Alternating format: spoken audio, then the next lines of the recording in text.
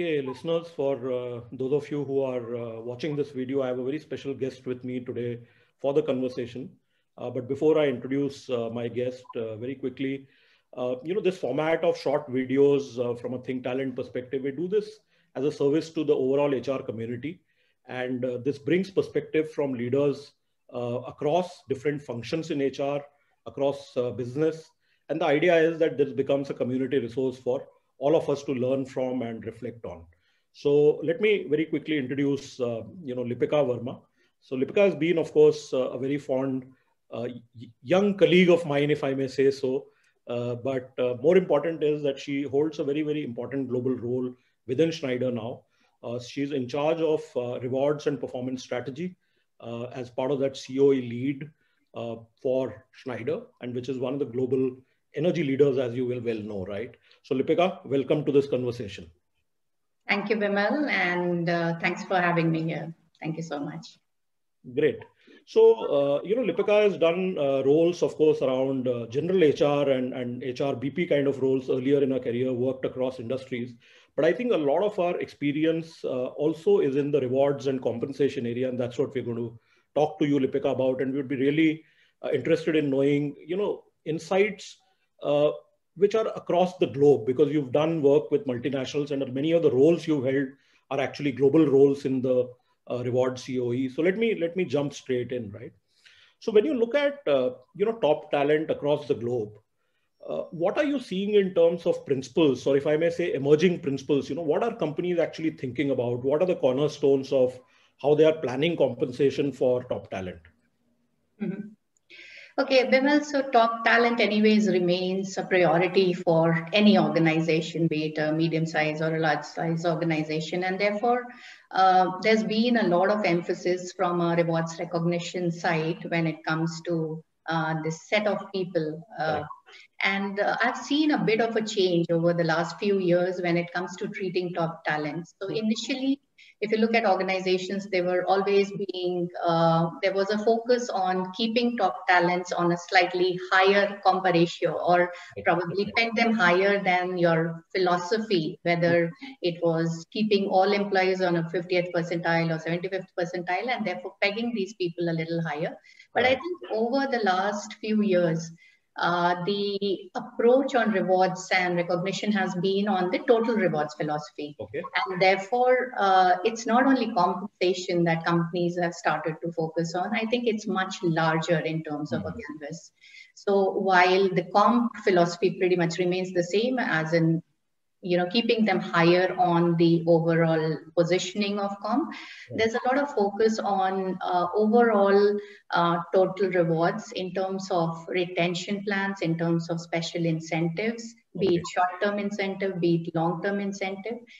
There's another bit on the overall environment piece, wherein what is the environment you're providing to top talents. Right. And the fourth one I would say is around the entire piece of development, and therefore how quickly you move them across different roles for them to learn in a much quicker way. Right. When I say environment, I think mainly I'm referring to those projects, very, very critical projects, or some of the projects which are extremely important from an organizational perspective. And the top talents are getting that exposure to those areas from their development standpoint. And lastly, a lot of exposure from leadership team. So be it in their own functions, be it in their own countries. I think we are looking at exposing talent to leaders in different ways and forms.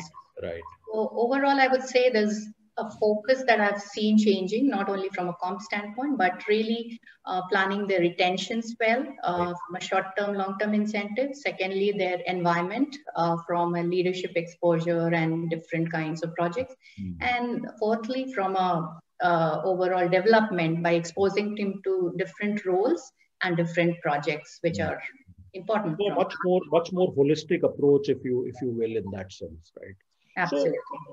So Lipika, if I extend that question a little bit and say that when you talk about a global talent pool in a way, right?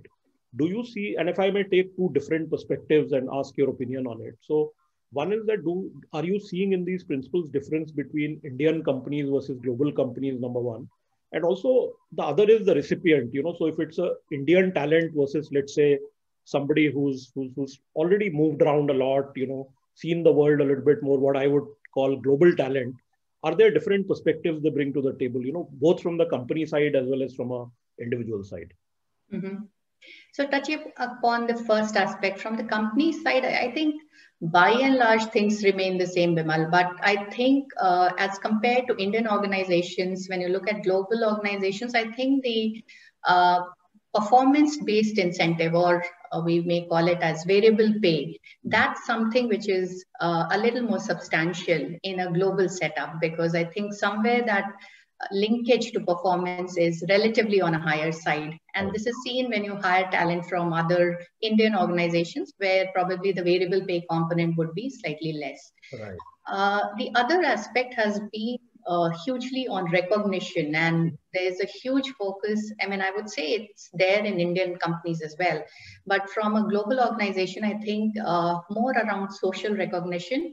How do you really give recognition to these talents through different means? And that's something which is kind of very important. And I think the importance is going to rise as we move forward, especially in the post-COVID environment also. So that's from a perspective of organization. From an employee perspective, I think the fact that global organizations can provide a little more exposure to international opportunities.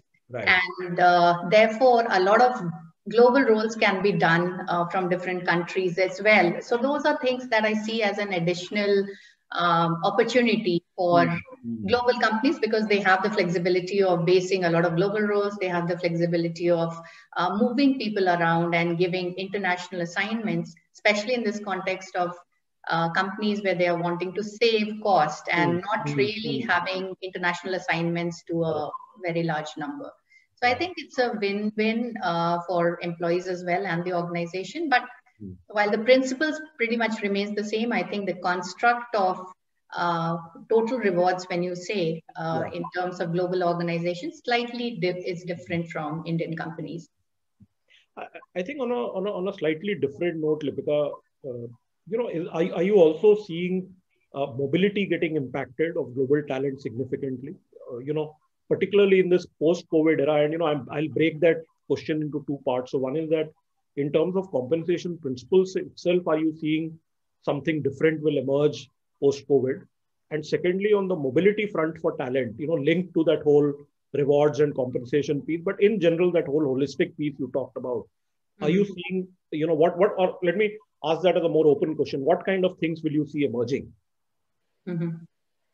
I think there is going to be a lot of emphasis on all kinds of talents. I mean, in terms of when you look at top talents, it can be across various age groups. Correct. And I'm also thinking that maybe there's opportunity to even tap on talents who are presently not forming part of workforce also. A lot of females who have probably quit jobs, but now with the flexibility of working from home, those are things which are coming, as options for companies to tap into. Right. And therefore, flexible work hours and all that is going to come. I think overall post-COVID, so one thing to understand is that cost constraints are there across organizations. And, in this challenging time, I think companies are focusing on how to manage with the current set of people or even with a reduced workforce and get the maximum output.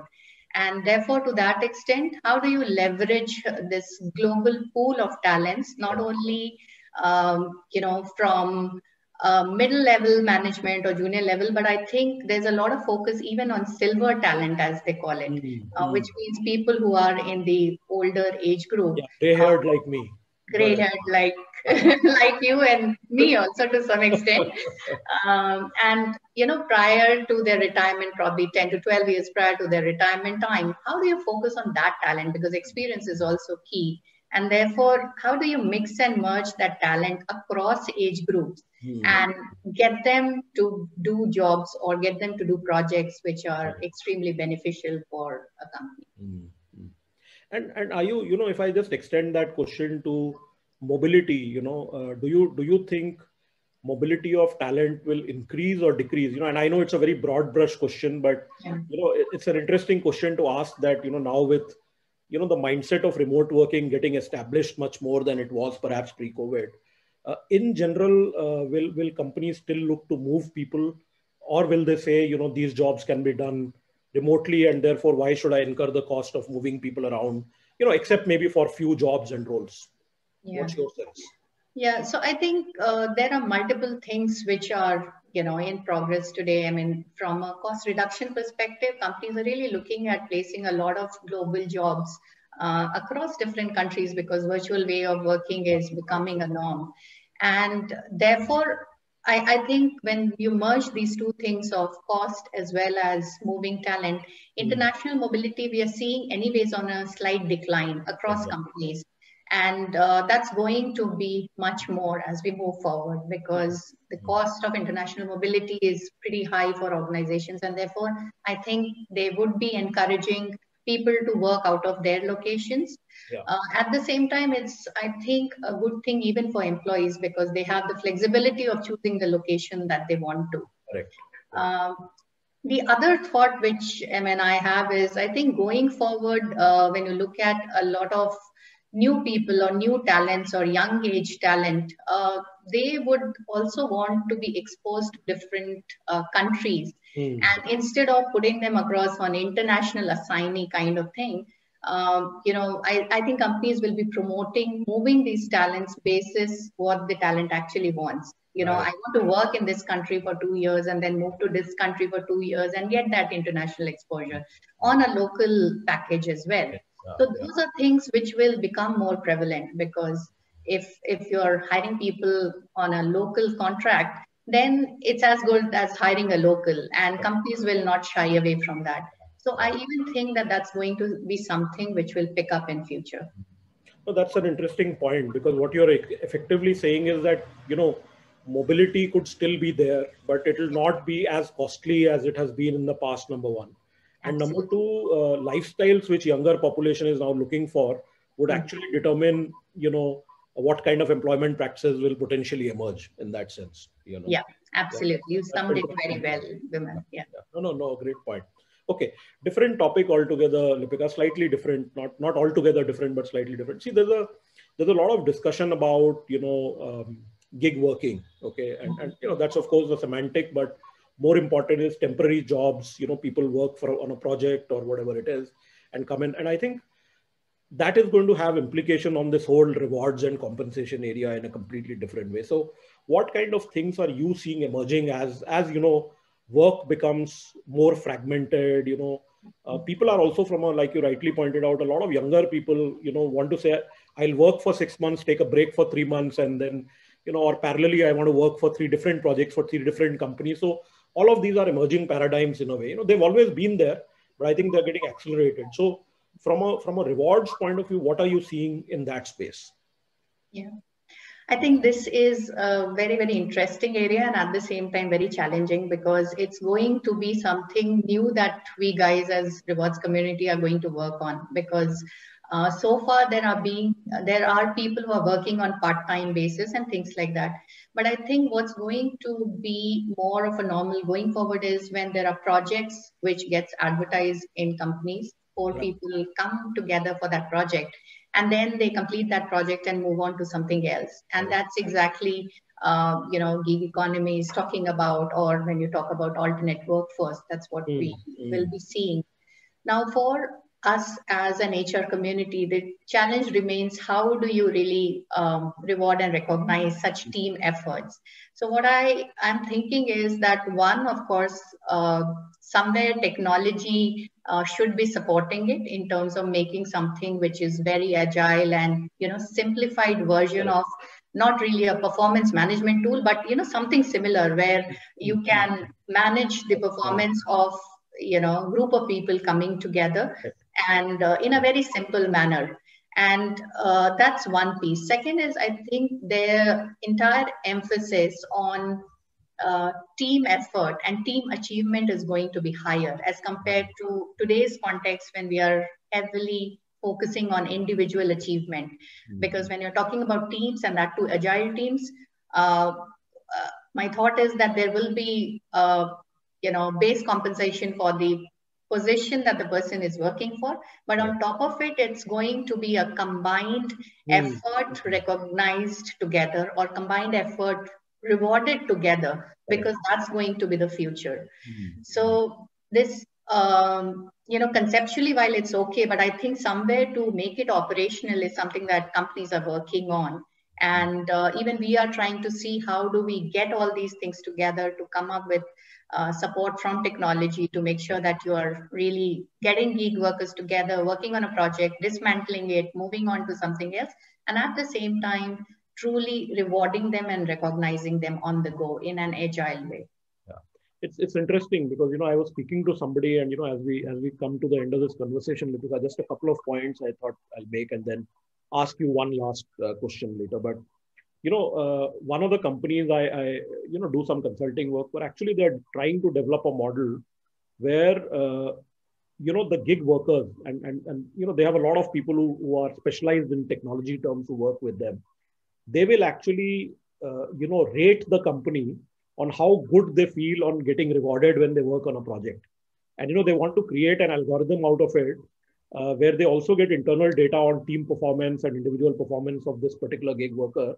So over a period of time, actually it becomes a more equitable kind of equation where the company is able to see who are the best quote unquote gig workers, but the individual is also able to start looking at that data saying, am I getting better, sort of a better deal in this particular team or a better deal in that particular team? When I get to work with this manager, do I get better recognized? And therefore, they're almost creating like a, if you will, a ecosystem where the individual, the technical expert will also get to choose which particular project or manager they want to work with within the company. So it's almost like competition within, functions and departments. And, I think it's still early stages, but it'll be interesting to see whether this model can be expanded to cover, other aspects of this thing. So one last question, because since it's, about the HR community. So in the global HR community, if I look at rewards and the whole compensation area, but you nicely put it as a much more broad brush than just pure compensation. What is the single biggest thing which you would say is actually a challenge for this community? In the sense, what is it that they are seeing almost as saying, this is the biggest item we need to deal with in the next couple of years? So I think one big change that we are going to see, which we have never witnessed before, is a large workforce working from home in times to come. And to that extent, I mean, some of the numbers we are talking about, post people coming back to offices and post the vaccines being out, is in the tune of almost 50 to 55% people still working from home. And therefore, the approach from an HR standpoint, because we as HR have always been approaching things from a process perspective, saying right from entry to exit of employees, we've been focusing on processes. The focus has to be on the entire employee experience. And therefore, when people are working from home, how do you manage this remote workforce, keeping them engaged, making sure that their well-being is taken care of, not only in terms of physical and mental, but we are talking heavily on mental, but even financial and emotional well-being. So that's one. How do we engage employees, and therefore the tough job on the shoulder of managers? How do they engage, because they're not seeing them face to face, and how do they manage that piece? And overall, how do you still have a very productive workforce who are working either in hybrid mode or work from home full mode? So I think we'll have to think together as an HR community, how do we partner with business and at the same time keep the employees engaged, not only from their emotional commitment standpoint, but even from a rational commitment standpoint, and retain them and get the best thing out of them in the long run. No, thanks, Lipika. This is, as usual, been a lovely conversation, and thank you for all those points. I'm sure our listeners will really pick up some nuggets from here, and of course, in their own context and their own reflections, they will then figure out what makes sense for each one of them. But again, thank you for being part of this conversation. I've really loved this, and hopefully we'll get to pick your brains later as well on some of these topics when we deep dive. Thank you. Thank you so much, Bimal. As always, it's wonderful having a good intellectual conversation with you, and it was lovely to be here. Thank you so much. Thank you.